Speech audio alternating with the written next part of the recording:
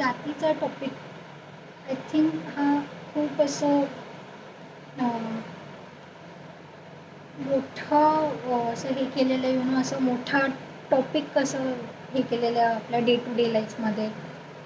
I think जातपेक्षा माणसाचं नाव, माणसाचं काम आणि तो माणूस ॲक्च्युली कसा आहे हे जास्त महत्त्वाचं आहे. Doctor A P J. Abdul Kalam, doctor Babasaheb Ambedkar, Shivaji Maharaj जातीपेक्षा ह्यांचं नाव आणि ह्यांचं काम, सावित्रीबाई फुले, जातीपेक्षा ह्यांचं नाव आणि ह्यांच्या कामामुळेच हे लोक यशस्वी झालेले आहेत आणि त्यांची प्रगती झालेली आहे. सो आय थिंक आणि असं बघायला गेलं पॅरेंट्सचं ठीक आहे, आम्ही समजू शकतो पणजी पणजोबा आणि आजी आजोबांच्या काळी आणि इवन आपल्या थोडंफार आईबाबांच्या काळी रेचं जात खूप असं इम्पॉर्टंट ट्रेंड होता की जातीबाहेर लग्न केलं तर ते इनव्हॅलिड होतं, चालायचंच नाही, एकमेकांना मारून द्यायचे, ते एक्सेप्ट करायचे नाही. पण आता असं आजचं करंटली काळ असं काहीच राहिलेलं नाही आहे. इंटरकास्ट, हिंदू मुस्लिम आता हे सगळं इतकं कॉमन झालेलं आहे.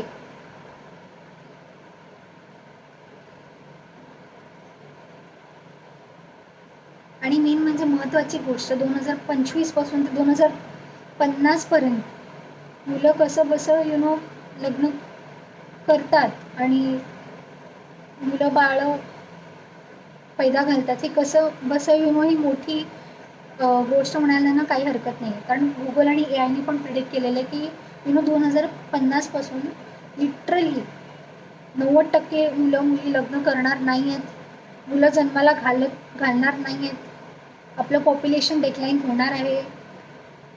आणि आय थिंक ती कुठेतरी चांगली गोष्ट आहे. ॲटलिस्ट माझ्या दृष्टिकोनाने तर ॲटलिस्ट पॉप्युलेशन कमी राहील, गरिबी मिटेल, हंगर मिटेल, सगळ्यांना सगळे फॅसिलिटीज, अन्न वस्त्र निवारा आणि मेन म्हणजे हेल्थकेअर, आय थिंक सगळ्यांना फॅसिलिटीज भेटतील. आणि मेन म्हणजे गुगल आणि AI हे पण प्रिडिक्ट केलेलं आहे की लोक सिंगल पॅरेंट्स होणार आहेत. तेव्हा लोक स्वतःची क्रिएट करण्यापेक्षा लोक अनाथ आश्रममध्ये असलेले त्यांना जास्त ॲडॉप्ट करणार आहेत, हे गुगल आणि AI प्रिडिक्ट केलेलं आहे.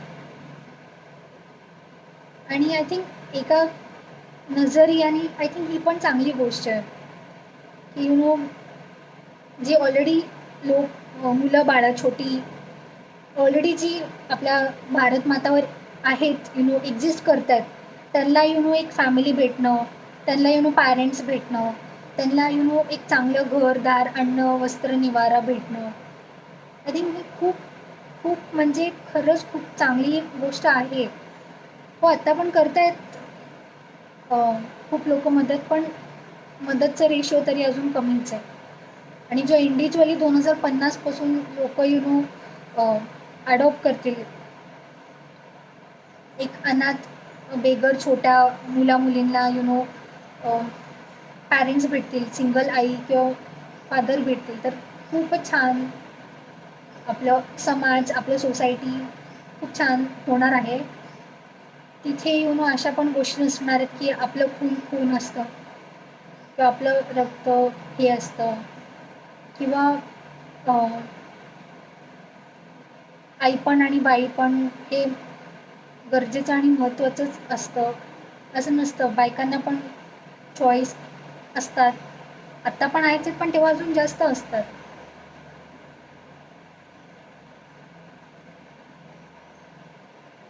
आणि आयुष्य खूप छोटं आहे, तर सगळ्यांनी आनंदी राहायचं आणि आनंदी जगायचं आणि हसत खेळत आनंदी राहायचं. थँक्यू. माझे खूप फ्रेंड्स आहेत म्हणजे माझे सगळे ब्राह्मण लिंगायत आहेत आणि जैन मारवाडी आहेत, पण सगळं खातात, चिकन मटन बकरी काही पण खातात. आणि माझे 2-3 असे फ्रेंड्स आहेत जे मुस्लिम आहेत पण प्युअर व्हेज आहेत. यु नो न चिकन मटन सोडा, अंडे खात नाही, दूध पित नाही, प्युअर वेगन आहेत. आणि आपण जातीच्या नावाखाली असं काय असं मोठं महान काम केलेलं आहे सांगा ना, आपण असं काय उखाडलेलं आहे? काहीच नाही.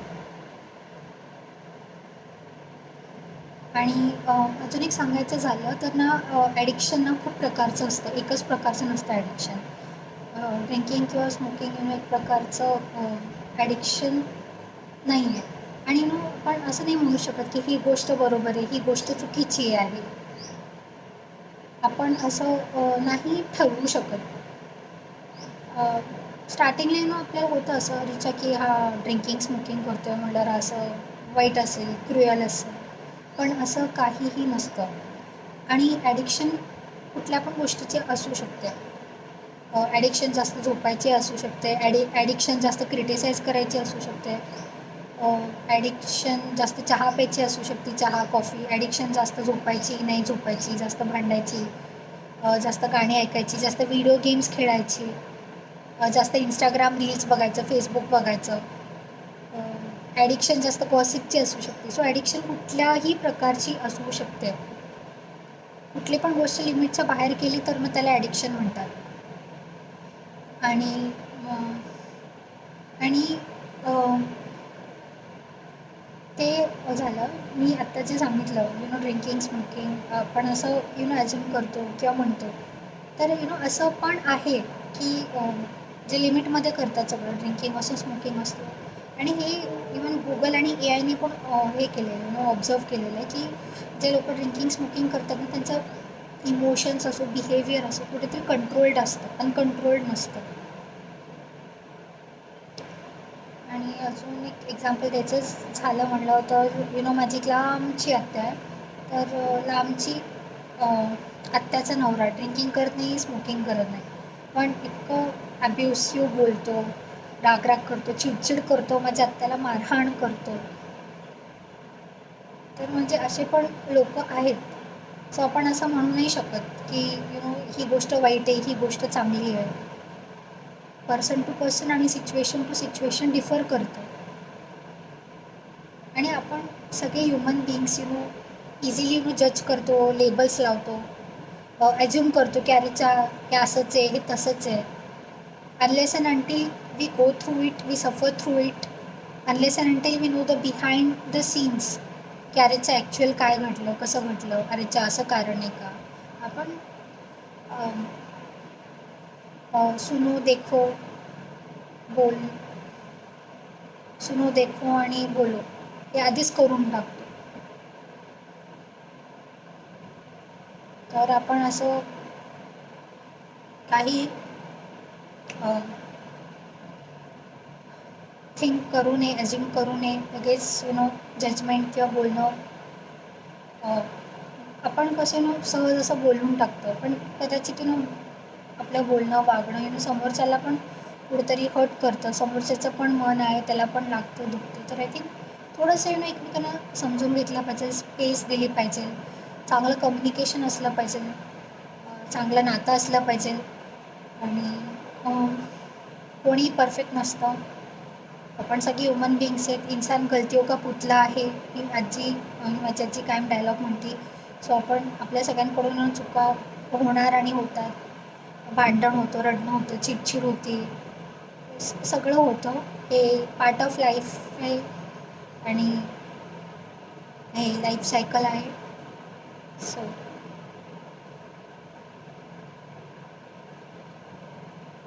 आणि अजून एक गोष्ट बोलायची झाली तर खूपदा असं पॅरेंट्सला वाटतं की मुलं त्यांच्याकरता काहीच नाही करत. तर असं काही नाही आहे मुलं पण खूप काय काय करतात, त्यांच्या मनात पण इच्छा असते. आणि त्यात म्हणजे त्यांचे पण इंटेन्शन, भावना चांगले असतात, जसे तुमचे पण असतात. ठीक आहे, संवाद होत नाही कधी कधी व्यवस्थित, पण आपल्याला मग एकमेकांचे इंटेन्शन्स माहीत असतात. आणि जसं मी सांगितलं आहे की बालक पालकमध्ये मैत्रीचं नातं असणं खूप महत्त्वाचं आणि गरजेचं आहे. आणि दुसरं म्हणजे सॉरी येस सॉरी. जर मुलं बाळं पालकांना सॉरी म्हणू शकतात, तर पालक ही मुलं बाळांना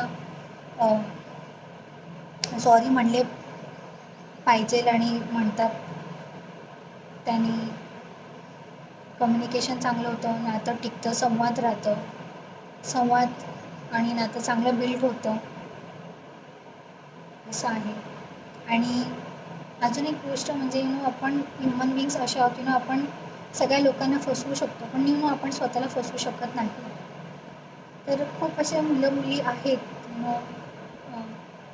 आधी पॅरेंट्सला विचारत नाही, सांगत नाही, लफडी अदर कास्ट मुला मुलींची करतात, पण नंतर मग लग्नाच्या वेळेस माघार घेतात किंवा दुसऱ्या मुला मुलीशी लग्न करतात.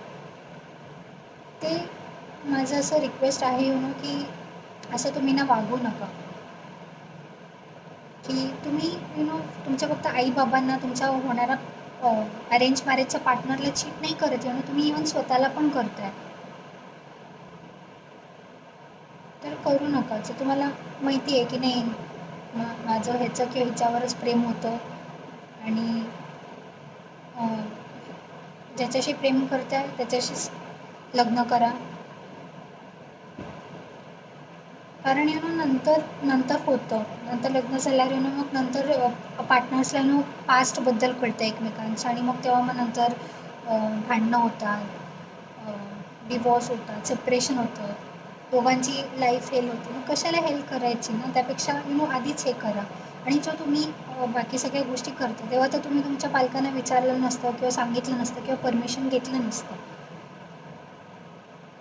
मग मग नंतर पालकांच्या नावाखाली मग तुम्ही जे असं सेपरेट होता किंवा अरे माझ्या घरी चालतच नाही, माझ्या आई बाबांना चालत नाही, आमच्या जातीत नाही आहे, मग हे सगळं करण्याच्या अगोदर मग विचार करायचा ना.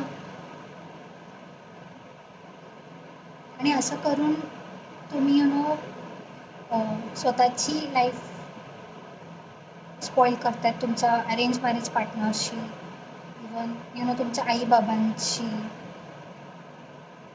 सो आय थिंक जीवनामध्ये तुम्ही काही पण करा विचारपूर्वक, clarity of thoughts, vision, mission, purpose यांनीच करा. नाहीतर असं टाईमपास म्हणून, फन एन्जॉयमेंट म्हणून ना काही करायला जाऊ नका. कारण कसं आहे माहिती आहे का, तुमचा टाईमपास फन एखाद्याच्या लाईफला खूप मोठं असं इफेक्ट होतं. तुम्ही टाईमपास फन घेत असेल पण समोरच्याचं सिरियस घेत असेल, सो आपण पण कुठेतरी डायरेक्टली इनडायरेक्टली कारणीभूत असतो दुसऱ्याचं लाईफ स्पॉईल करायला, हार्म करायला. आणि karma is a bitch, karma is a circle.